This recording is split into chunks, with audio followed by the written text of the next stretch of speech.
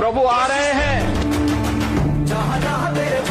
या वर्षी माऊलींच्या पालखीचा मार्ग, मुक्काम, रिंगण आणि नेमकं वेळापत्रक कसं आहे चला मॅपद्वारे पाहूयात। 19 जूनला माऊलींच्या पालखीचे समाधी मंदिरातून प्रस्थान होईल। 20 जून व 21 जूनला पालखी पुण्यात मुक्कामी राहील। दिनांक 22 व 23 जूनला सासवड, त्यानंतर 24 जूनला जेजुरी, 25 जूनला वाल्हे, त्यानंतर नीरा स्नानानंतर 26 जूनला पालखी लोणंद येथे मुक्कामी जाईल। पुढे 27 जूनला चांदोबाचा लिंब येथे पहिले उभे रिंगण सोहळा साजरा करून पालखी तरडगाव येथे मुक्कामी जाईल। 27 जूनला फलटण, 29 जूनला बरड, 30 जूनला नातेपुते, त्यानंतर 1 जुलैला पुरंदवडे येथे पहिले गोल रिंगण घेऊन पालखी माळशिरसला मुक्कामी जाईल।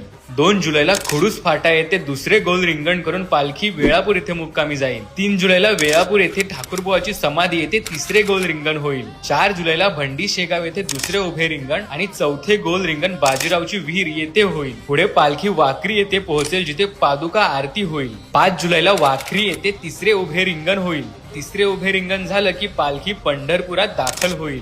6 जुलैला आषाढी एकादशी निमित्त पंढरपूर येथे नगर प्रदक्षिणा आणि श्रींचे चंद्रभागा स्नान होईल आणि पुढे 10 जुलैपर्यंत पालखी पंढरपुरातच असेल।